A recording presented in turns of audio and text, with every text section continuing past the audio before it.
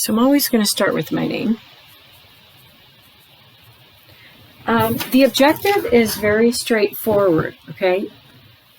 At the end of the lesson, I want students will be able to use chords of circles to find lengths and arc measures. Remember, the definition of a chord is a segment that has endpoints on the circle. So if it goes through the center, it's also a diameter, but most of them look like this. Those are your endpoints. Okay, because the endpoints lie on the circle, any chord will divide the circle into two arcs. So if you recall, we did color coding.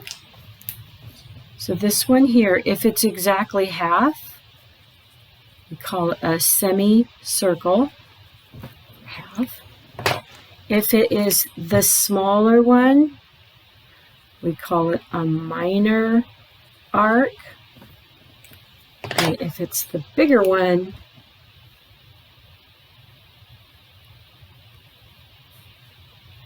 meaning more than 180, we called it a major arc. I do hope that you're color coding along with me. It's going to go a really long way in your brain, remembering these theorems, the way that they work. So the first thing we have is the congruent corresponding chords theorem. They're just all right in a row. So like I said, they're very similar. And so that's positive that they should be easy to remember, but you might get them mixed up because they're so similar.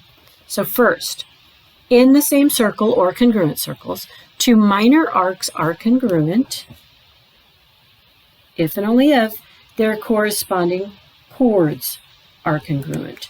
So the way we would write this is we'd say that AB arc is congruent to CD arc if and only if segment AB is congruent to segment CD. Okay, there is a proof if you'd like to see it. It's in the other video as well, but it's in the book if you'd like to see it. It should make sense to you that these two are the same if your arcs are the same, and vice versa. If your arcs are the same, then the chords that cut them off are the same. We're going to go on to the next one because it's about a perpendicular chord, and that's sort of self-explanatory. We'll do examples down here. If a diameter of a circle is perpendicular, right, we've got that, to a chord, then the diameter bisects the chord and its arc. So we have to have perpendicular, and then we get bisects the chord and its arc. So if we were going to mark these up, right, these are the same, and these are the same.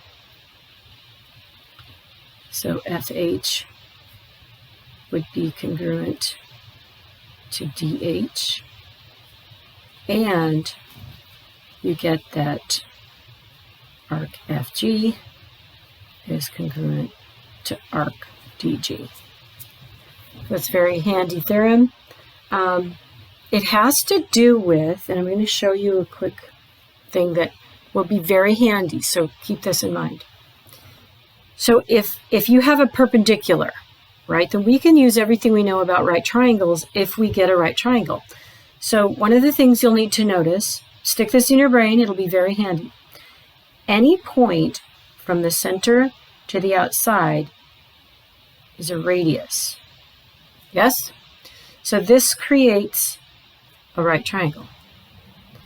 You can also draw it from here. And so what you end up getting is congruent triangles And then you end up getting congruent arcs, and then you get, congruent legs, and then congruent arcs. So a lot of the times, even though it's not drawn like that, it'll be really handy for you to draw that radius. Remember, a radius is from the center to, so those are automatically the same since they're both radii. Okay. And then third, we have the perpendicular chord bisector converse. Okay, so that's, these two go together. If one chord of a circle is a perpendicular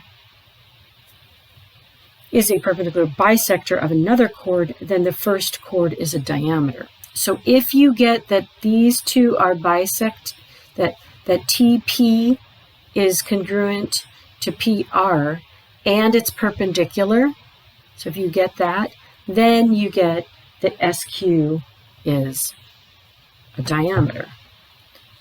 So if TP is congruent to RP and perpendicular, then SQ is a diameter. So it goes both ways. Very handy. So what we're going to do is take these three theorems. There's one on the back, but we'll take these and just practice a little bit on these problems, okay? Let's see if we can find the arcs and their measures. Now remember, color coding will be very helpful, so keep these in front of you and that. So in this diagram, they're saying that these two are congruent. Circle P is congruent to circle Q. We also know that FG is congruent to JK, like this, and the measure of arc JK is 80 degrees. So find the measure of FG. So these two are equal, and this is 80. Therefore, the measure of FG is also equal to 80. That's it. If you did want to put the reason, it's the congruent corresponding chords theorem. It's that first one. Okay, and since there's notes, you should always write down why. But that's it. That's 80. Then, if we have this one, slightly more complicated, but again, everything's marked. If you have this diagram, we've got right angles, which is cool. And we've got a diameter, so we know that we can use this one. So if I want to find HK, right, it's all the way across, and I know that it's bisected because this is a diameter and it's perpendicular. So if this is 7, then this is also 7, and so HK is equal to 7 plus 7, or 14.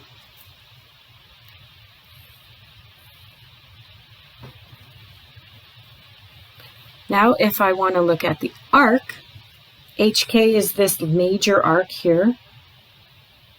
And I know that this part is equal to this part, which means that the measure of HJ arc is equal to the measure of JK arc, which is handy, right? So this small one corresponds to this one, and this small one corresponds to this one. So we can just plug in what they're equal to. This one's equal to 11x. This one's equal to 70 plus x. So if I take away an x from both sides, I get x equals 7. Now, have I answered the question? I don't think I have. I found x, but now I still need to find arc HK. So arc HK is going to be all of it from here to here. So that would mean that if I plug the 7 in, this is 77 and this is 77. So this is going to be 2 times 77, which is 154 degrees. And that's the final answer I put in the computer for it to tell me I'm correct. So any questions at this point? Raise your hand, unmute yourself. Anything else before I turn the page? Now is the time.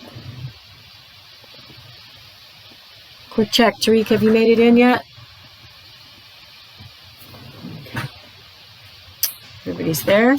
All right, let's turn the page to the back.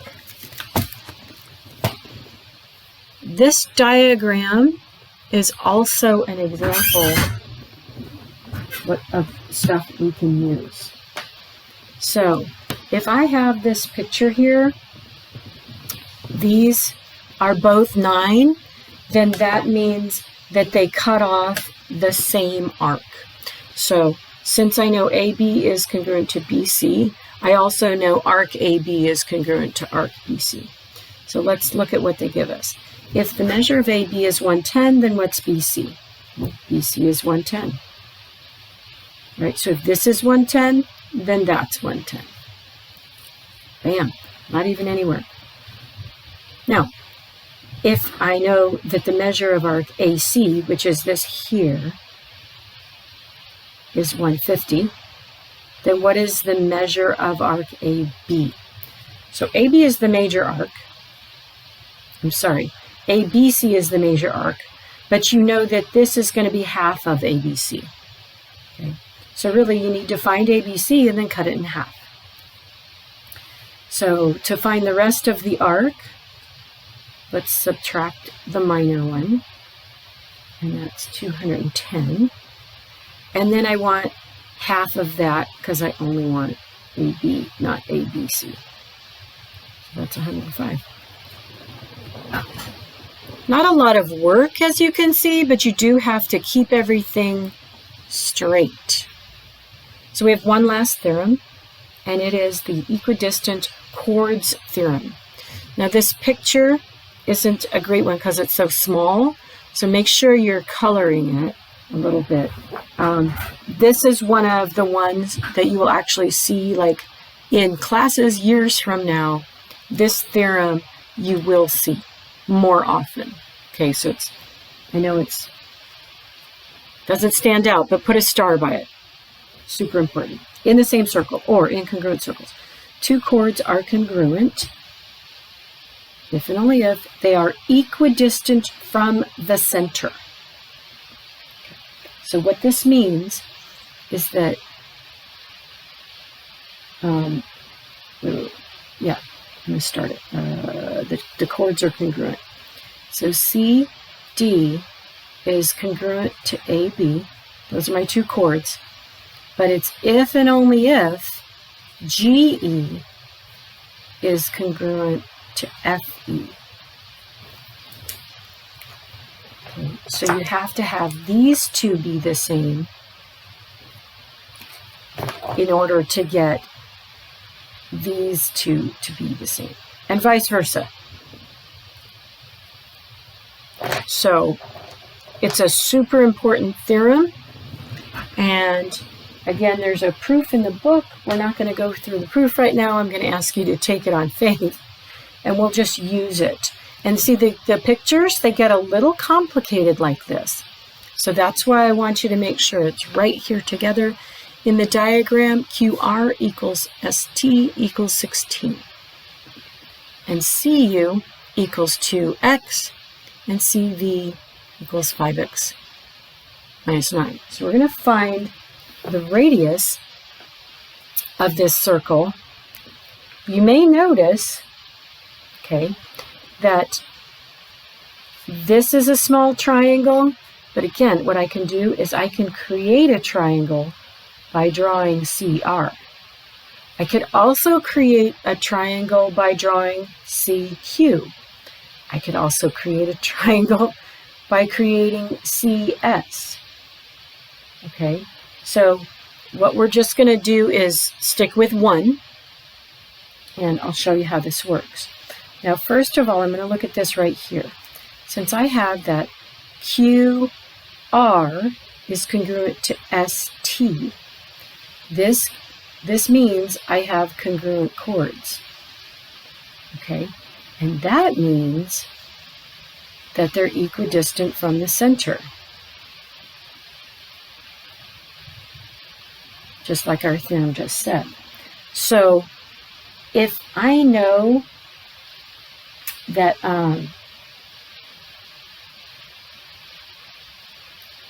here to here is 16, then here to here is 8. Okay. I also know that from here to here is equidistant. So because they're equidistant, I can say that CU is equal to CY. No, sorry.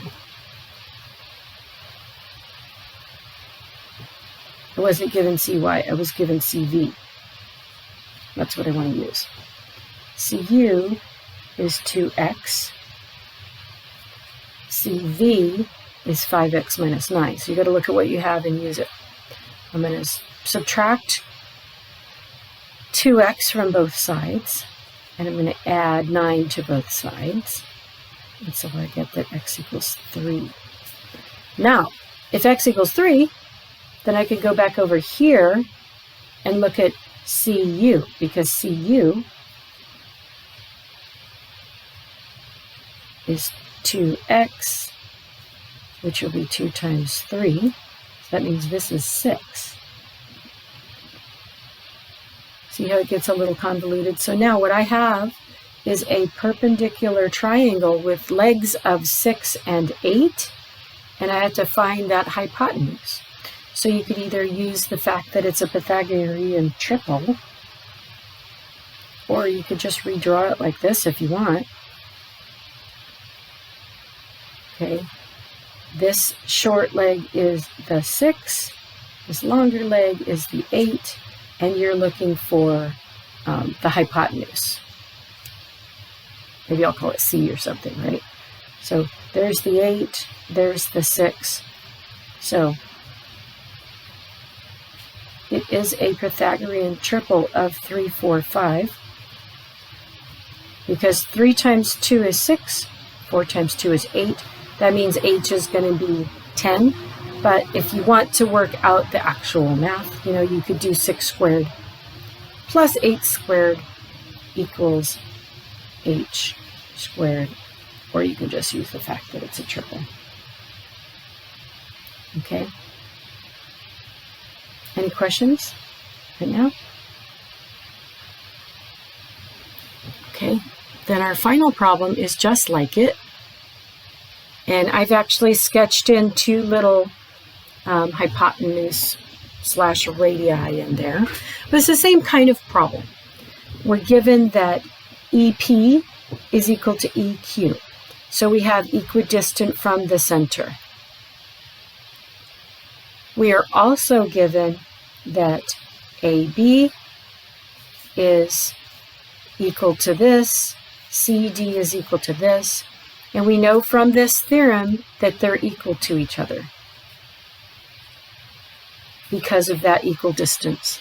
So you can write 5x plus 7 equals 7x minus 3. Take away 5x from both sides, add 3 to both sides, get 5.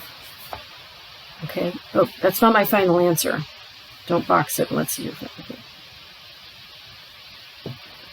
So I get that x is 5. Now, what I'm going to need to do is put x back in one of these and use it to find the hypotenuse. And in this case, you can do it in either one. So just pick whichever one looks easier to you. I'm going to pick this one. So that means that 5 times 5 plus 7 is going to give me that leg. So 25 plus 7, that's 32. And so this little triangle here, I'm going to redraw. I'm going to give myself every advantage. Okay, so the short side is 12, and the long leg is 32, and I'm looking for CE. So this is CE. I wonder if it's 3, 4, 5. 3 times 4, 4 times 4. Nope, it's not a 3, 4, 5. So I'm going to have to solve it with actual 12 squared plus 32 squared equals that squared. Grab my calculator. I know that's 144. 32 squared is 1024 plus 144, so that gives me plus 144. 1168. So I'm going to just use my calculator to get that final step. My square root of my answer is 34.2. And that's going to be my final radius. So that is what I box. That's my final answer. Rounded to the nearest tenth. Because that's my radius. You should get the same answer if you do it with 7x minus 3. So that's the end of our